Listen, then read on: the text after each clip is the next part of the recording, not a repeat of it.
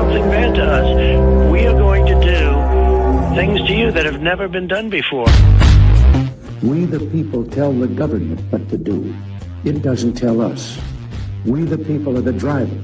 The government is the car. And we decide where it should go and by what route to do. We the people are free. And I hope we have once again reminded people that man is not free unless government is limited.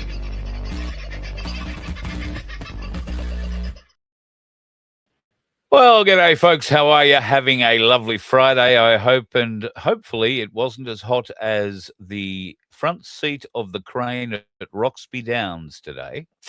54 degrees is what that's showing there. A very, very unpleasant sort of a day, but at Roxby Downs, pretty average sort of a day, I would have thought. How are you, folks? If you're in Victoria, you're probably smelling a lot of smoke and wondering what's going on. In fact, we'll have a quick look at what's going on in Victoria at the moment. Now, bushfires, about 40 of them are raging throughout the state. The most serious at the moment seems to be north of Melbourne and headed south. It is headed into what is a very large water catchment at Lake Eildon. So Eildon town has been warned. There are also other areas like Alexandra, where this particular fire is at the moment.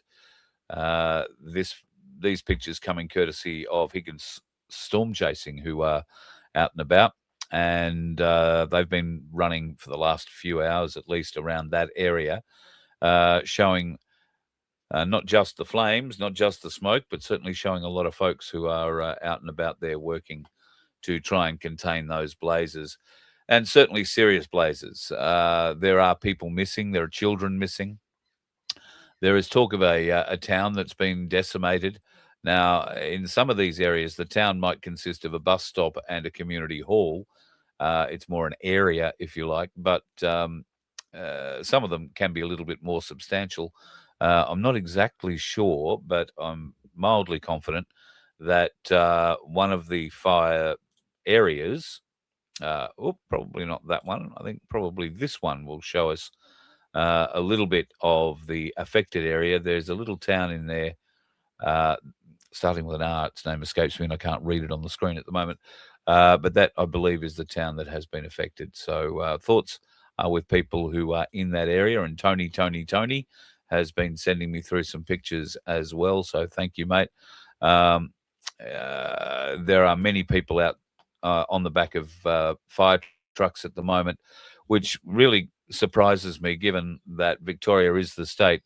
Remember, this cow, Jacinta Allen, defunded the CFA and then threw a tax on your properties as well. Now, the CFA isn't enough to go and fight these fires. Now it's requiring all the farmers and all their firefighting equipment as well. And, of course, the government will quite happily just ride roughshod over them all when it suits them. Pains in the arse. Yes, do please remember to like and subscribe, folks. We do need the help. The algorithm is suppressing us as always. And regardless, I mean, I've got the best IT and the guy in the country on it, and he can't break the algorithm, but he can wave really well. How are you, brother? That's all I can do, mate. Wave. Don't be like that. You're being far, far, far too modest. So, mate, Victoria is on fire. Are you? Well, the winds are blowing the wrong way, I guess, for you to be smelling the smoke from Victoria. But that's a fairly sizable part of north and northeastern Victoria, at least, that's on fire. Doris Borokowski, our lovely friend from Melbourne, who is struggling along with her husband Michael to regain control of the house that the bank stole from them. They were on Christmas holidays up in the Highlands, the Victorian Highlands, and were sent home. They were near what is the snow resort Falls Creek. They were up in that sort of general area, and they were asked to go home. They were evacuated out, and they actually got home at 2:00 yesterday or this morning. That's the best way of saying it. 2:00 this morning. So they were evacuated out of the area for a couple of reasons, not just because of the fire, but because there was a big storm risk coming through as well, and the area is prone to a bit of flooding if that happens. and you don't really want to be stuck between a flooded river and a bushfire. It wouldn't be a terribly pleasant place to spend your holiday. Although I'm sure, waterproof glass holder and a couple of bottles of Michael's Finest, you could wade around in the river there for a while and wait for the fire to brush over the top of you and not Only care you too can much. comment I've about drunk some. that. I've drunk some of his wines, mate. Trust me. After you've had a bottle or two of that, you don't care about anything in the world. Trust me. It all just sort of rolls. I know. Seeing you at It's the camp. Yeah, I remember that. It's interesting that that's right. You would. It's interesting, this area that's on fire. It's probably not the most volatile part of Victoria that could go up in flames. And yet these are raging grass fires, and there are 90-kilometre winds blowing down there at the moment. So it's pushing it along pretty quickly. It's just interesting that, given the maps we're showing here and this map we're showing here, that map there isn't just to show where all the wildlife lives. That map there shows the area that will be under construction from a Chinese wind and solar company. And the fire area just happens to fall right around there. But it gets even more interesting. This is the Clara line. Now, the Clara project is a rail project that goes from Brisbane to Melbourne eventually. This is the Sydney loop of it, if you like, or the Sydney leg of it. And you can see that the line heads north out of Melbourne and then pretty much to the Victorian border and turns right and heads off to Canberra and Sydney. That area where those numbers 6, 7, and 8 are also areas of fire watch concern, but certainly 8 is on fire at the moment. They're just interesting that these fires seem to be in areas where there's going to be a great deal of infrastructural type work being done by the government. I mean, the train line is probably very, very needed, but those wind farms, those wind turbines, going to be more of a problem starting fires when they fall into the grasslands that are currently burning, or when they spew some of their 6,000 tons of burning oil out of them when they blow a bearing. So, I don't know. Just found it a bit interesting that there was some of those interesting little maps that overlaid together quite nicely. Yeah. I think Crunchy said it when I wonder if there's lasers, mate. I was asking, how did they start? No, does anybody know?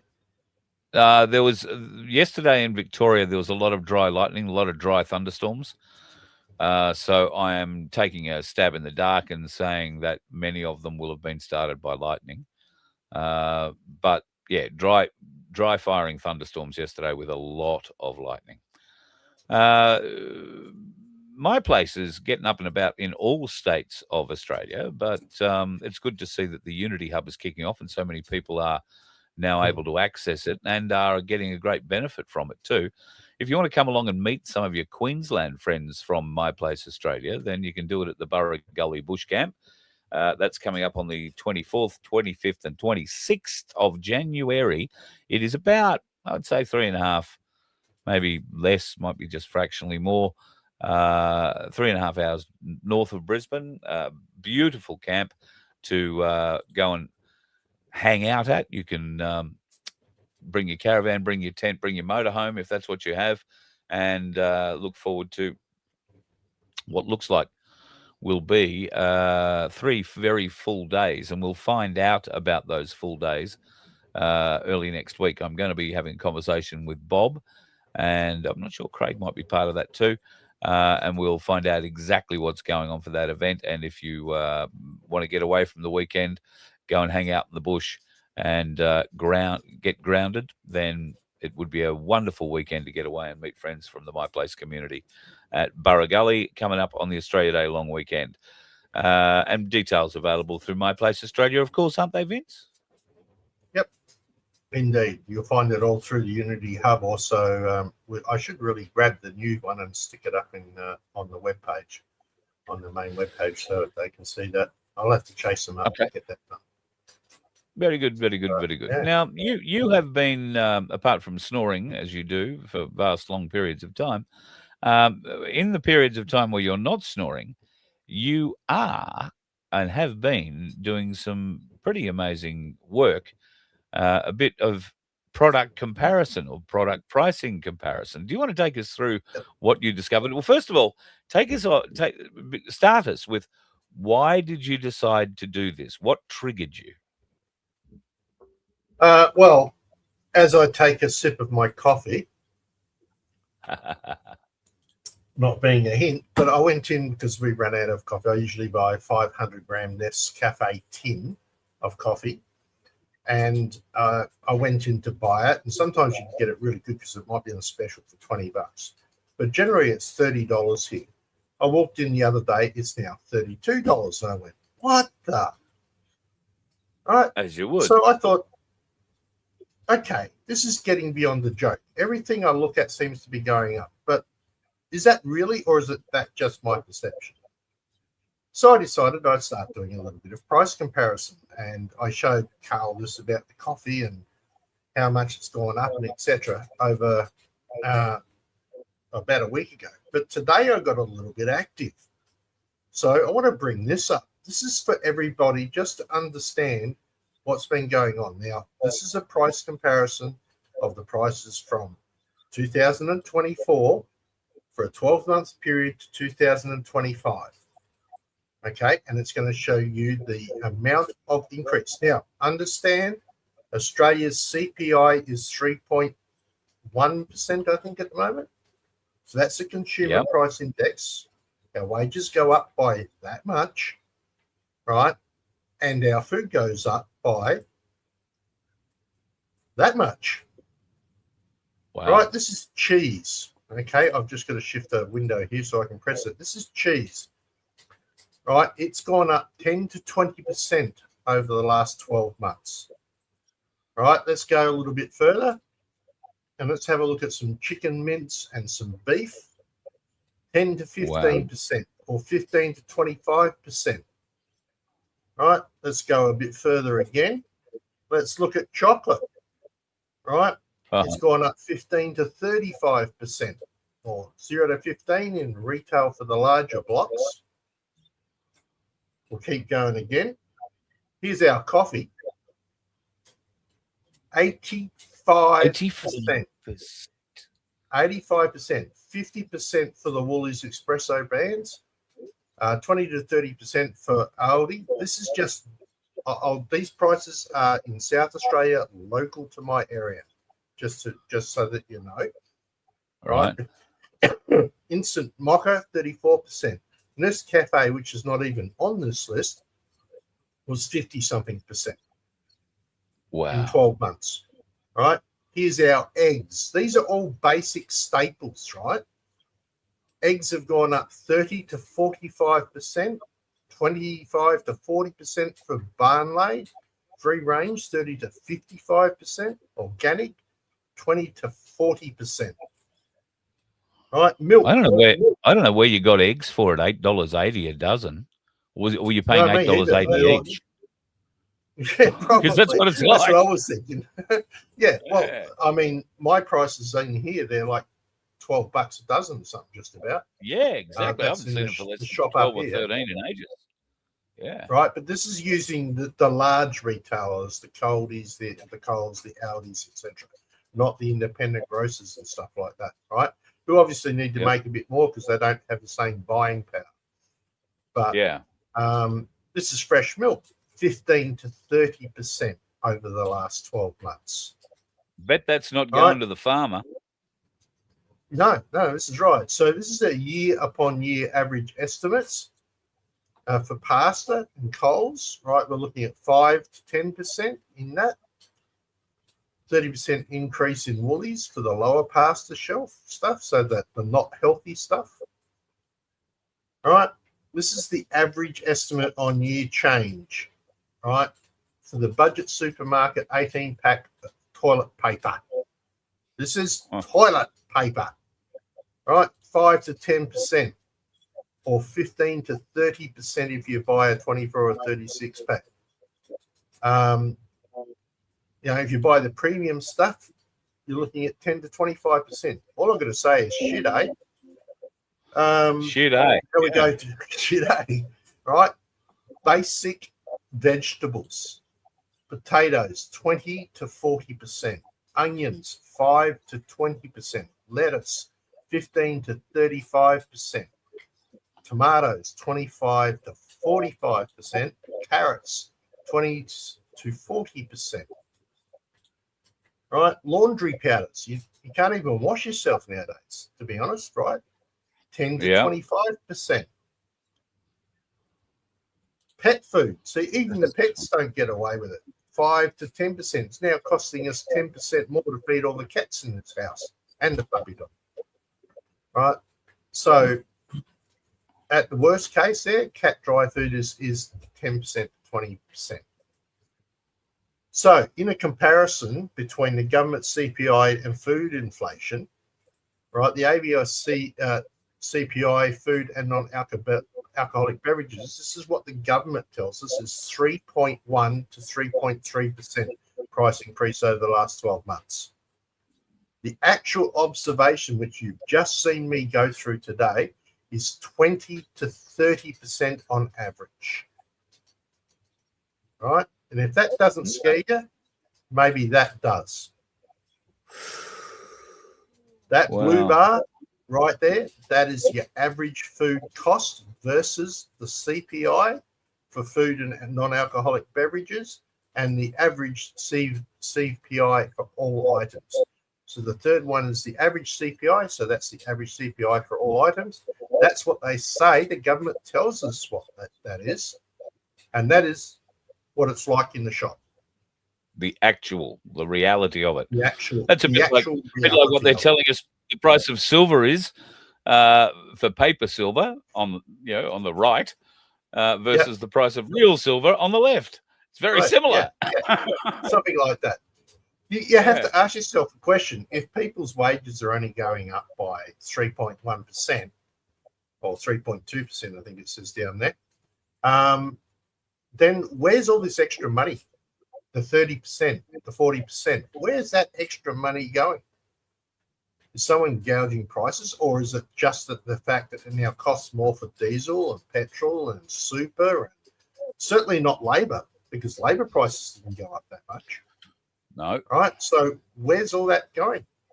So I think it was just an amazing little bit, and I might actually snip this out and put it on Real Talk as well. I think, on FBN Network, or I might just do another show and explain a little bit more as we go. But it's a great bit of work, Vince. Thank you for showing this. It's a very important bit of work. It really graphically demonstrates the differences that we've experienced just in 12 months. In 12 months, yeah. Oh, actually, while I'm thinking about it, carry on. Go. But can you imagine what it'd be like if you did it from like pre-COVID to post-COVID to now?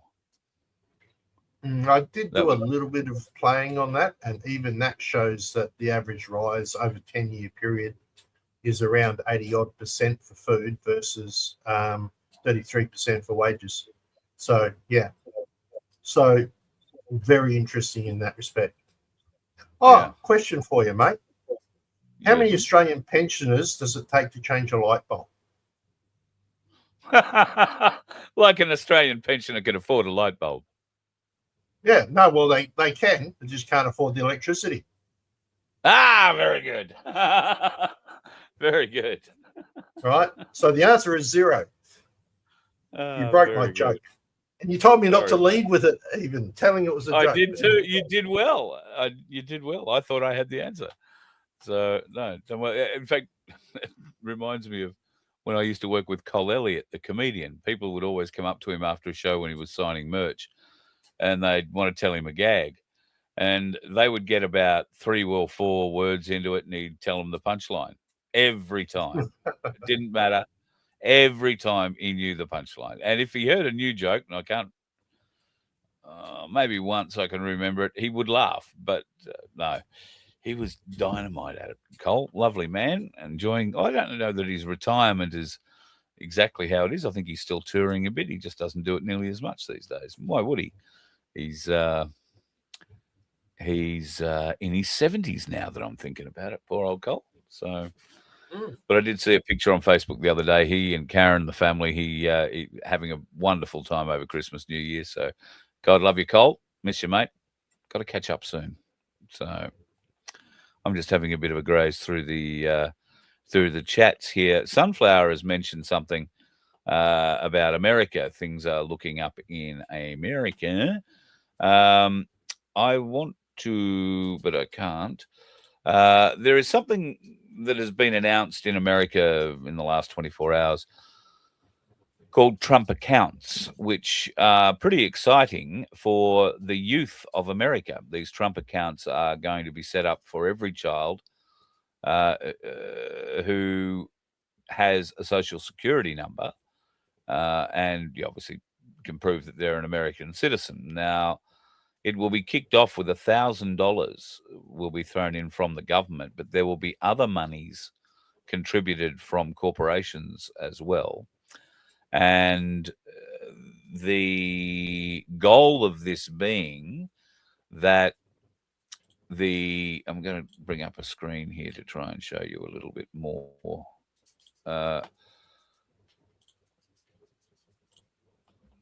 right, so this is what it's all about. Trump account will be a new kind of IRA established as part of the One Big Beautiful Bill Act. To open the Trump account, your child must have a social security number, be a U.S. citizen under 18 years old on December 31st of the year of the account, and each child may have only one Trump account.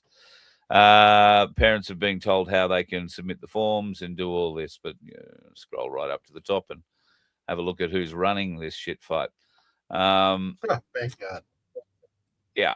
So Vanguard being what it is, there is a more and more there are stories that Vanguard and BlackRock have been overtaken by the White Hats for some time now, and that these companies do have the assets, do have the finances, and do have the ability and knowledge to reap havoc across all markets, not just gold and silver, but everything.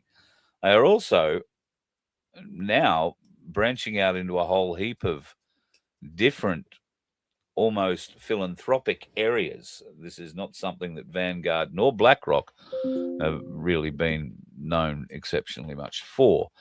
The reason that Sunflower mentioned that there was some, excitement happening in America is that this is great news for the children of America. This will essentially be a retirement funding package that they will be able to contribute to all the way through their life. From the moment they first get a job as a teenager, they can contribute directly to it, and so can their employer. It hasn't been mandated that the employers have to pay anything, but they can, up to $2,500 a year. They can put into this child's account. So can parents. Parents can put in, similar kinds of amounts. But if Junior wants to go and add a bit more, Junior is able to. So Vanguard, Vanguard are on it, on the edge. But this does seem to be, call it superannuation for kids, that has been kicked off with a huge incentive for every parent to register their child. We all know what putting your child's name down in the government coffers means, though, and I think there could be a lot of children who are not registered inside the American system. This will be a great way of bringing out those who have social security numbers and are legitimately able to accept this. And it will also bring out those who have illegitimate social security numbers and will trap them in the scam that would be going on there. So birth certificate all over again. No, it's not, because the birth certificate, that funds are owned by somebody else, not us, and we don't have access to them. Here, these people will have access. So just to clarify that. Yeah. Because they will have direct access to that account. I actually believe that this has great promise, something that, probably should be looked at for young Australians as well. Although, would our super, I mean, I've grown up with superannuation and always known that it was never going to be of much use to me, given how radio paid and all of that. So I knew it was never going to be a big thing for me. But there are people who have put a lot of money into Big Super, and at the moment, they might be a little shaky on it because it's all invested with Big Super. And if you look at the returns that your superannuation is getting you, could it compete with the returns that your own self-managed super fund could have got you this last couple of weeks or over the Christmas New Year period if you'd invested in gold and silver, more particularly silver for this run? But yeah, could you have done a little better with that? I think you might. And you still have the chance to do it. I would be getting myself out as fast as possible if I was still in a big super fund, because who knows what's going to happen. Look, she pops in, she pops out. We had the lovely Becky-O from Truth Seeker TV show up in the back room, and then she's turned her camera off. I don't know. I was only joking when I asked her to come on topless tonight to raise the ratings. So, did you really? Well, I said I'd go topless as well. I wasn't going to be sexist. I said I'd go topless too. Sorry, so, you said raise the ratings, not destroy them. That's a very good point. That's a very good point. It looks like Becky-O might be trying to do a lion thing. And it does look a bit like that. I haven't got the boots yet. I'm waiting for it, although I'd hope they'd be Speaking of super and pensions, right? What was that you were telling me about pensions for Indians? I'll get onto that. We'll bring Becky into it in a minute, but I'll bring Becky in. I'll get onto that in just a minute. Hello, Becky-O. Oh, okay. She's doing her one. You're gonna now talk. Now that you've muted. Can you hear me? Can you hear me? You say to put my headphones in, and then I've put my headphones in, and it won't even take my headphones. Oh, well, that doesn't work. Well, unplug your headphones. Just use the old microphone. You're gazing out, looking at the beautiful view off your Ponderosa. Are you smelling the smoke? It certainly looks like we can see it a bit. Well, I got a cigarette, but I just had some dinner. So yeah, you can sort of see all the. I don't know if you can see all the mountains up that way. I don't know if I can zoom in. I don't think I can. Certainly see a lot of discoloured smoke, or what looks like discoloured smoke. Yeah, and then you got all the mountains right at the back over there. So how far are you? You're a good couple of 100 kilometres from the fire front, aren't you? Yeah, so we've got one over in, we've got one over this way. So that's sort of the Ballarat area over that way. And then we've got like Blackwood Forest over that way. Right. And all Greendale and Greenwood and all that sort of stuff over there. But yeah, it's all around us really. And of course you and the girls, Sherry, Doris, I've mentioned earlier, who got evacuated out last night from where she was staying. But Sherry's got friends all over that part of Victoria that's currently on fire with livestock and all sorts of stuff. So it's a pretty wild time for everybody down there. Yeah, well, it was so hot today. I think it got to 43 here in Backers.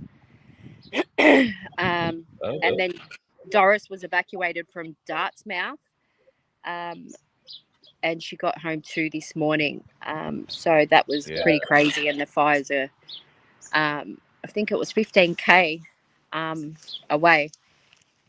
One of her friends were reporting back to her. So.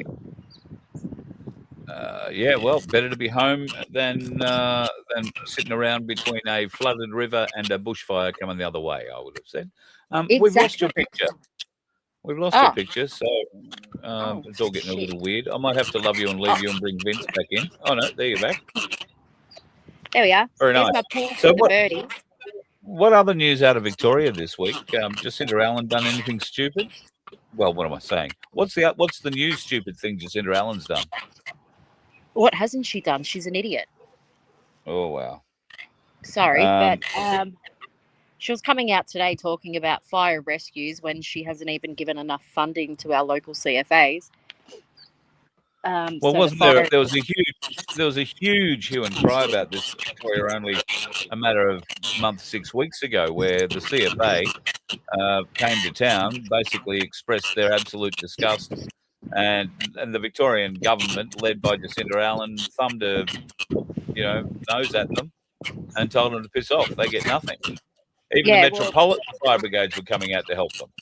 yeah, well, she was increasing, doing something about the fire levy as well, which they were pretty pissed That's off right. about. Yep. And then not Yep. giving them the funding that they need. And also we had the new Westgate Tunnel closed due to sprinklers going off. Oh, wow. That's only been open a week. Yeah, yesterday or the day before when it was the other 41-degree day here in Melbourne.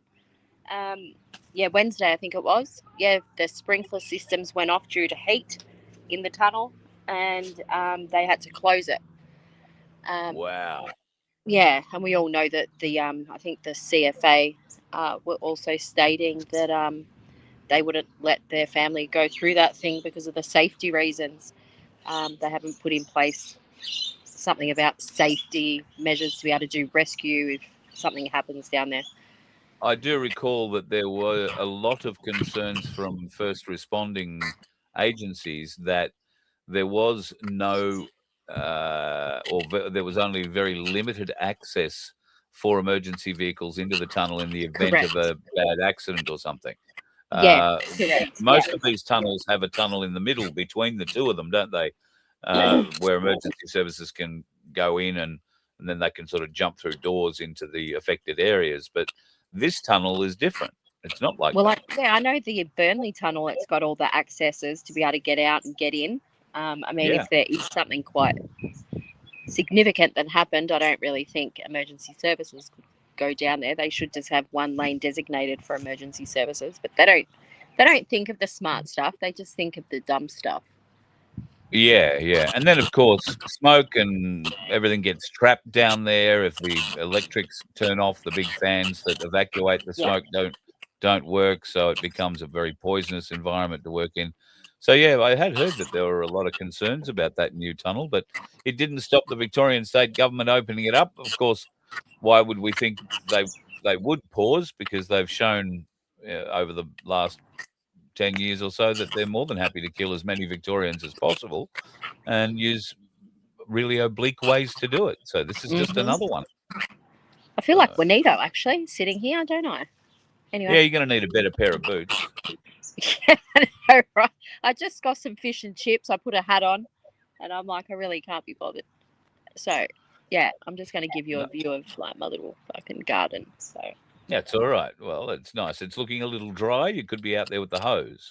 Well, I did have the hose out here. You can see little patches, but we've had such extreme freaking weather here that whatever you use, it's just all dry. It is very dry. It's a very beautiful little part of Bacchus Marsh, but anyway. Will you be putting on your mermaid tail and getting in that pool for us? Well, this is how windy. The wind gusts that we had here. Oop, I've blown the phone clean out of your hand. And the picture too. Oh, no, I don't know what's wrong with my camera now. Fuck me. Oh, sorry, there we go. Yeah, so we've got a lot of ash that's being... Sky flower she is. Was getting... a lot of ash was coming through the part of Darley, which is just over this side. From all the wind gusts, we had ash and everything over all of our cars. So you can see all the cars, they're just full of ash.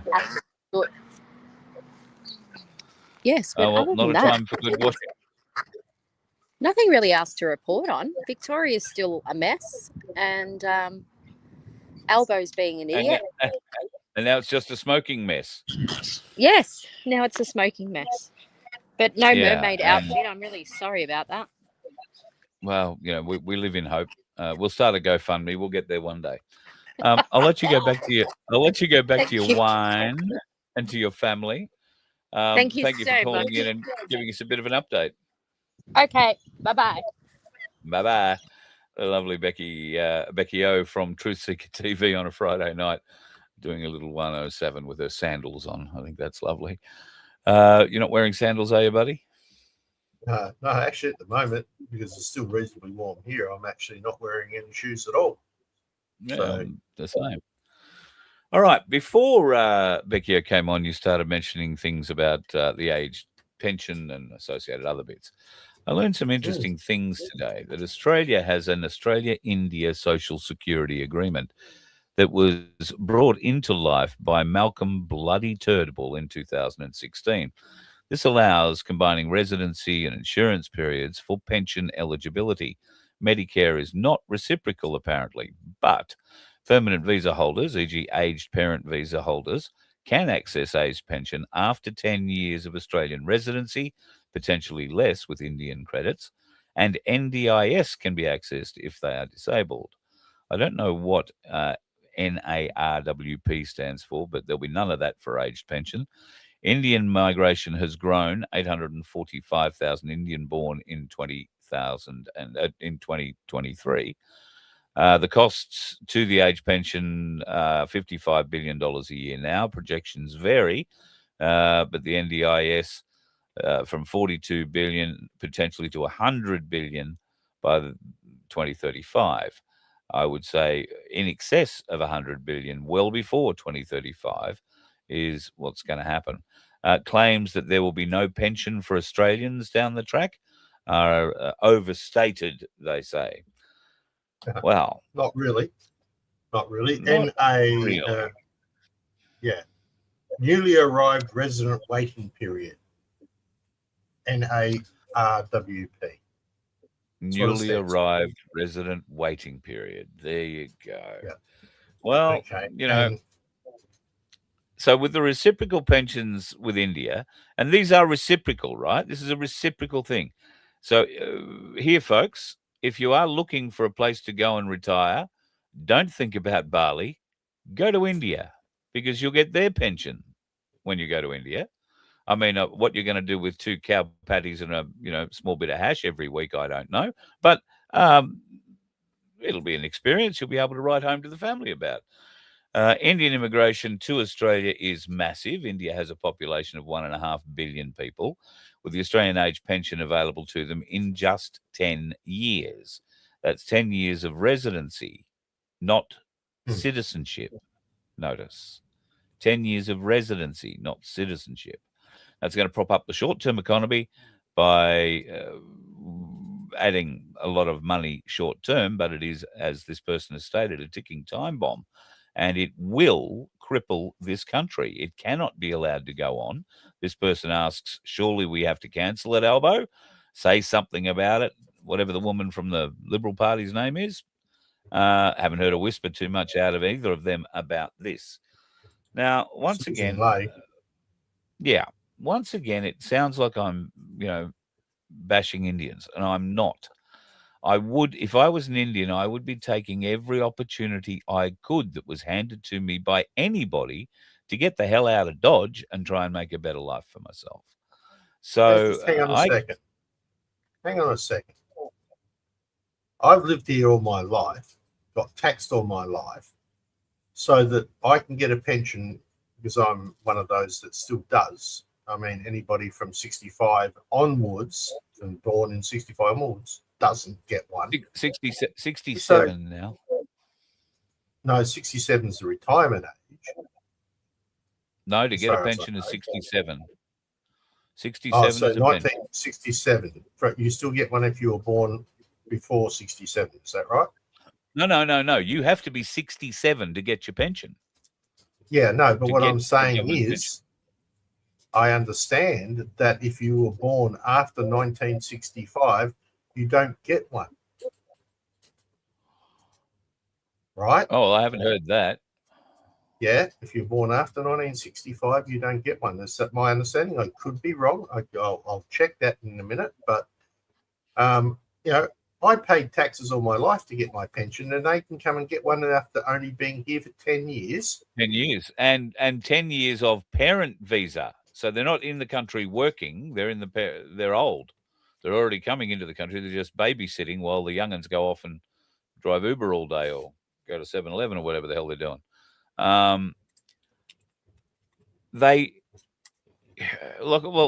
Look, you can't blame people for taking the opportunity when it's handed to them on a golden platter, as Turnbull and others have done on behalf of the Australian people. So while I'm saying these are all Indian figures, and I've got a lot more, you can't blame the Indians for taking up the deal. What we have to blame are the people who put the deal on the table and ask the questions, why and when is it stopping? Why would they do this? Well, it's easy. They needed the money. They are extracting money from Indians hand over fist to come to this country. Why? Because they've spent all the money that we give them, and we're not real keen to give them any more. So they will import as much of it as they possibly can. And through the university system is where it's begun and been going for some years. But now the gates are just thrown wide open. What have you discovered, big fella? Yeah. No, I have to do a fact check on myself here, and I fact checked myself, and I was wrong. Apparently, you can still get a pension even if you were born after 1965. You've got to meet certain criteria, but you can still get it. So, fact check. Vince is wrong. There we go. Do you have to identify as a certain kind of somebody after 1965? Don't ask what you've got. You've got to go through asset test, income, residency. You must be an Australian resident, usually for at least 10 years, and 5 of those years without a break. I wonder if that same requirement goes to the Indian thing. But anyway, yeah, interesting. And it won't just be Indians. That's a broad requirement for anybody who's coming in from overseas, I suspect now. Then.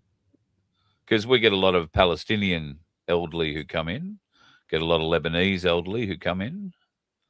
In fact, we get a lot of Lebanese from all age groups. They come in, they start a business, they go home again. They come back, make sure the business is going, they go home again. They like to spend 3 months of the year here and 3 months of the year there, 3 months back here again. Is that citizenship, or is that just picking up the profits of the coffee shop? Yeah, permanent residency, they call that. There's, 1.3 million permanent residents or something at the moment. 2.7 million in temporary visas currently in Australia. Yeah, as of September last year. Over 1 million Indians now. And a huge voting bloc for the Australian Labor Party. Now, see, how does that work? Because theoretically, you can only vote if you're a citizen. Well, that's why they're jamming citizenship through so quickly. And I've got to be careful what I say here.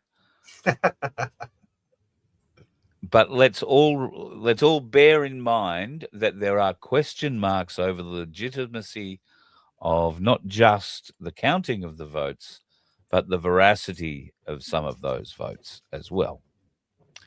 And maybe the fact checkers and the vote checkers and the computer that was checking all that sort of stuff was having a bad day. So, yeah.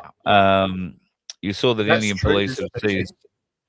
Yeah, they've seized 100,000 forged certificates from 22 universities. In Australia, they've discovered 23,000 students hold these forged certificates. Really? I've heard. Yeah, that's what I've heard. So 23,000. Now, what are they going to do about it? Now, let's say it's not 23. Let's say it's 10,000, and all of them are student visas. All right. What are you going to do with them? Well, what are you they're on a visa. I've got an answer to that question. They're on a visa. Yes, but the people who control the approvals and disapprovals of said visas are currently only deporting white people who want to protect white people's interests, and the black or brown or brindle or orange or green or yellow people that are actually committing real crimes with machetes. They're raping people. They're murdering people. They're standing over and intimidating people. They are slashing them in the streets of Carlton, and they're allowed to go home on bail. Yeah, I know. Absolutely disgusting. So we can't really have much hope in our justice system providing anything remotely like justice. I think they're working to make sure that it happens quicker. Well, maybe there's a chance that there could be a change.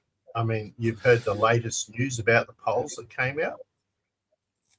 Well, what? And look, wouldn't it be wonderful for this change to be made? And I say that with a very big but at the end of it. But please tell us about the poll. Okay, so fresh polling conducted by Demos AU for Capital Brief. This is the first voting intention survey for the new year, has delivered a monumental result for One Nation. One Nation has drawn level with the coalition on 23% of the primary vote, making a historical breach for Australians' entrenched two-party system. Now, here's where you get your but.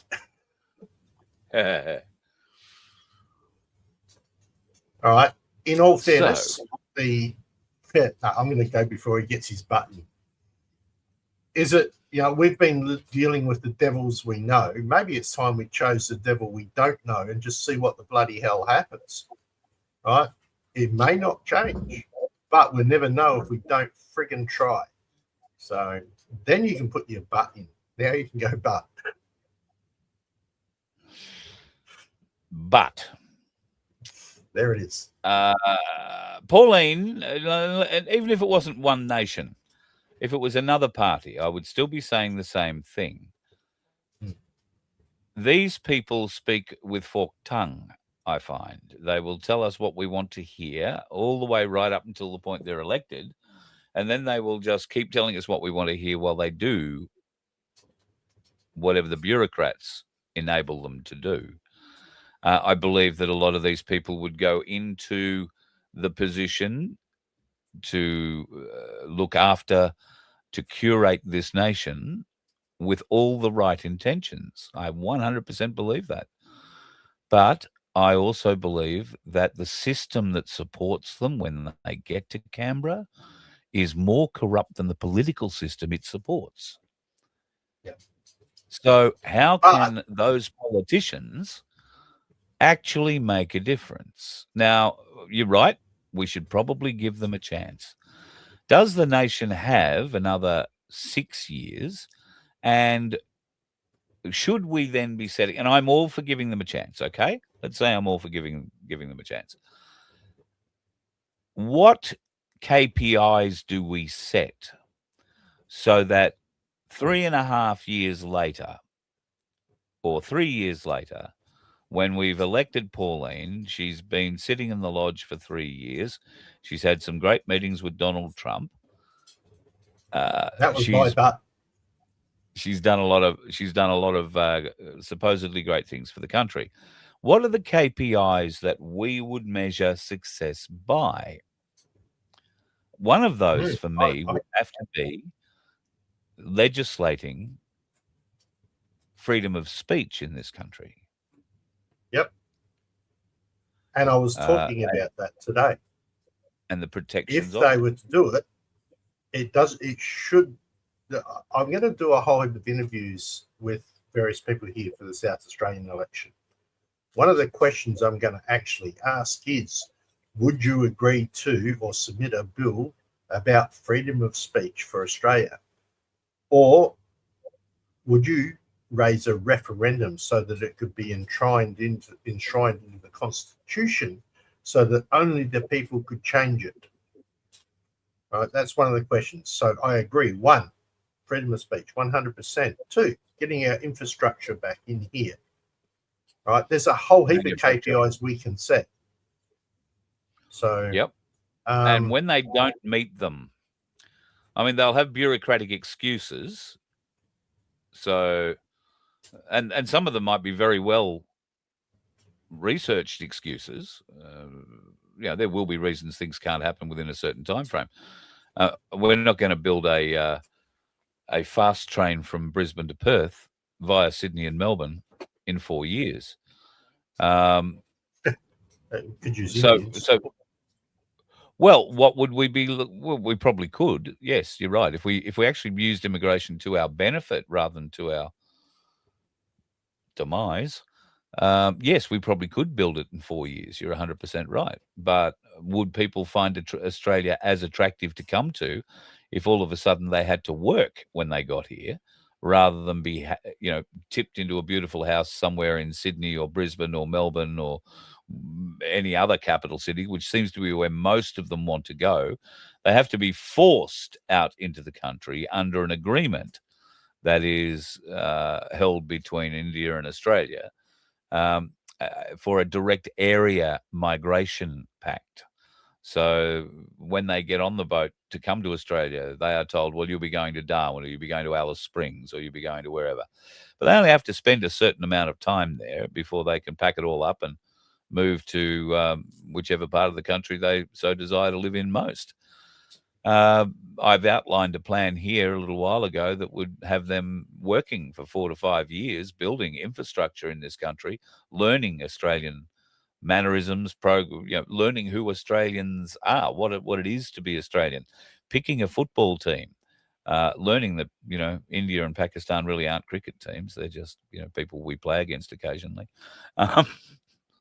I mean that I like digging the cricketers a bit. But we could genuinely foster a real nation building program through what I've proposed. But will they do it? No, they don't want to do it, because they would never do it, because it would achieve something. We can't have people achieving things, because then they'll want to go and achieve more things. All these people might want to go and live in bigger houses. They might see through the government lies. They might wake up to the fact they're being taxed out of existence unlawfully and stand up. So, well, they have to keep the control on them. My butt is that we just have to look at the US and Trump. He said he was going to go in and do shit, and he did. Well, he has done shit. His promises. Yeah. Well, effectively, I mean, he said no tax on tips, no tax on overtime, all that sort of stuff. And he's got that stuff happening, right? Yep. And that's true. What we know that One Nation's saying, goodbye to the World Health Organization and stuff, this climate change and whatever. Now, if they hold true to that, then that's a move in the right direction, at least. Yeah. Now, for all those who say corporate government, so what? I'm still going to vote at the board meeting if I want to change. So that's just my opinion, even though I know it's corporate. I think we should set up something on the website where people can put in what is their KPI or what they think the KPIs should be. For how would we gauge One Nation to be successful if they were given the privilege of running this country, and they were given the privilege for 4 years on the basis of, you get this term to show us what you can really do. What you can do. Yep, 100%. And what other KPIs that we need. And I think that's a document we could put together on the website and send off to them eventually.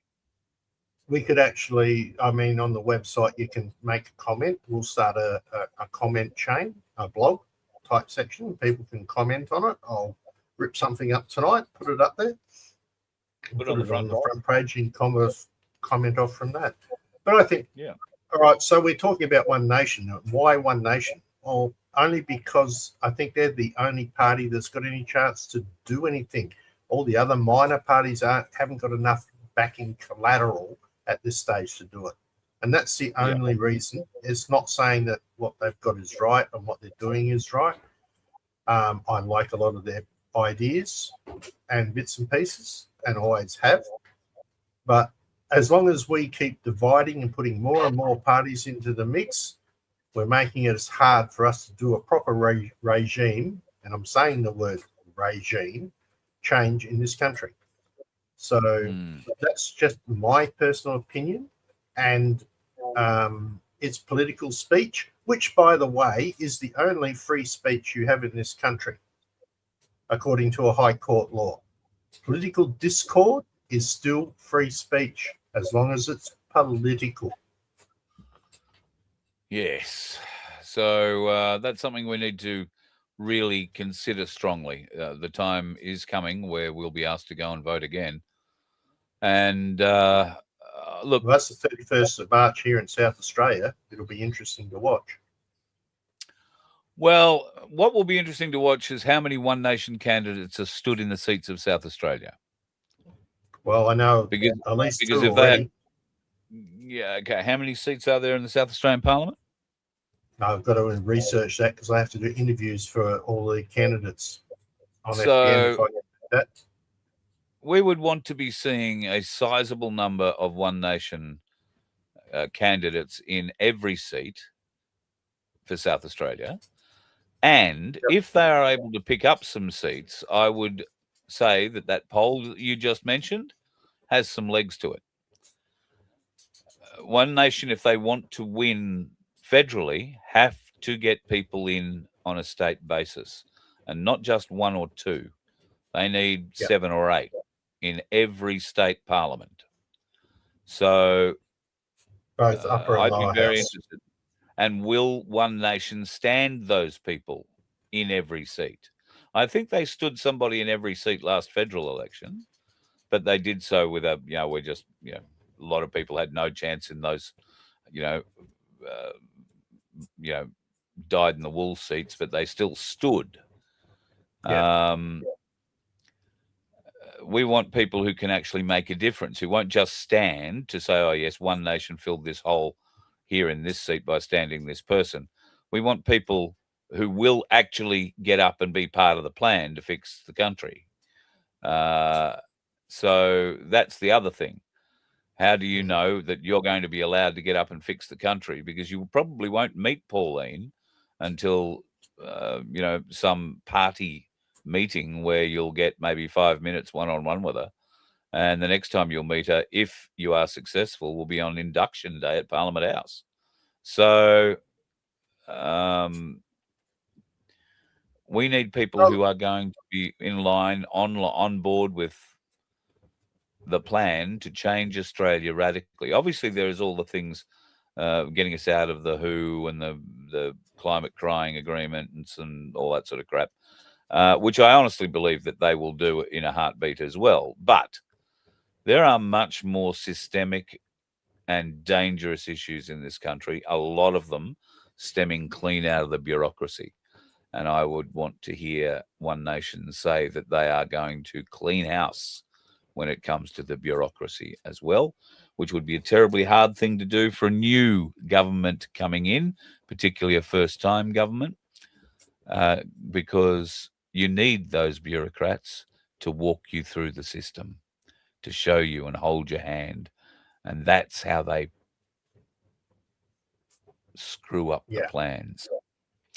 So this is where I feel she's, Pauline can't She's be right, Prime she Minister. can't. She's in the Senate. You're right. No, quite true. Yep, 100%. Doesn't mean somebody else from within the party can't, though, that gets elected for lower house. Also doesn't mean they won't parachute her into a House seat. Oh, given these figures. Doubtful. She's a sitting senator, so I doubt it. No, they've done it before. But not One Nation, but it's been done before. So yeah. Well, I know we've got a by-election. In my area of Hammond here, we've got our normal Lib guy, Pederick, and we've got a new Labor candidate that's coming in, which just happens to be the mayor of Manham. So she's going as the Labor candidate, which I think would stir up Labor a bit. She's a bit of a bull terror, so she's a good lady.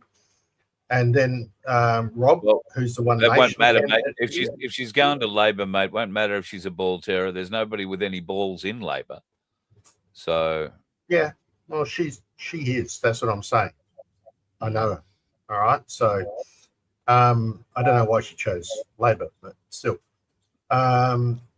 Effectively, though, and we've got a One Nation here, and I know Elizabeth has already got a candidate for One Nation, so yeah, so it's going to be an interesting time here in South Australia. I think South Australia is going to not have a huge impact, but will show just how much of a movement there is in this election. Because you got to remember, last election, Labor won hands down.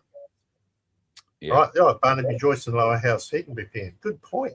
Good point. He could be. God help us. But, yep, he could be. Well, you won't find him asleep on the footpaths of Canberra after that, of course, because he'll just be asleep on the footpaths around. All right, mate, love your work. It's been fun. Have a great week. Thank you for being part of it. And do you have a message to send everybody into the weekend with?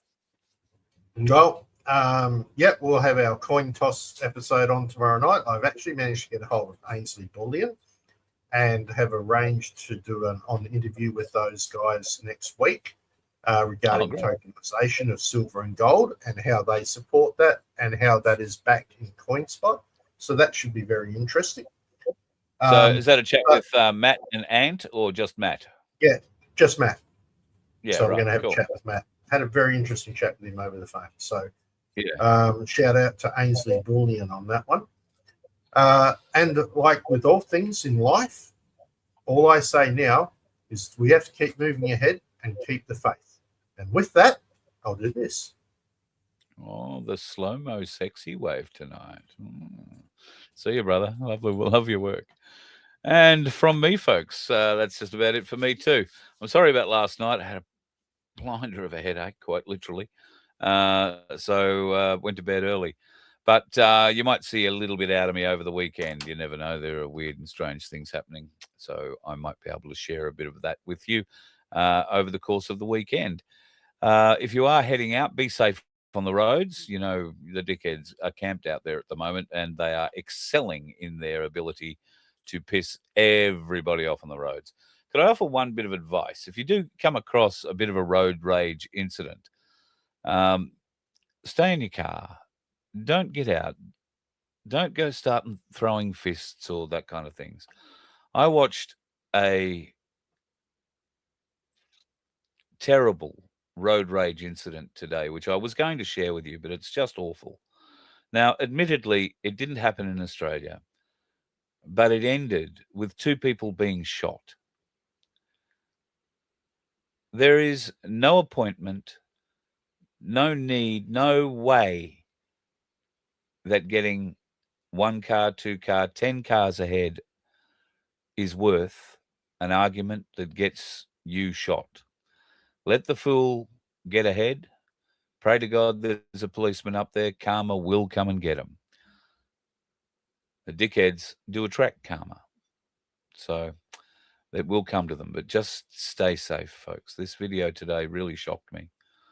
And it was instant. Somebody got out of their car, pointed a finger, and they didn't just get shot. The person who was sitting in the car and didn't get out of it got shot as well.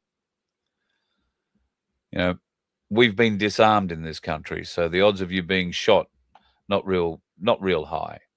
But the odds of you catching a claw hammer between the eyes, significant. Keep away from the dickheads on the roads, folks. They're dangerous. God love you. Speak to you over the weekend. You let one ant stand up to us, then they all might stand up.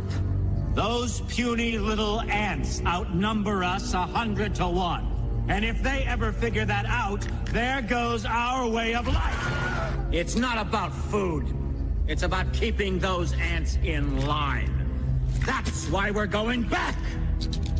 Does anybody else want to stay?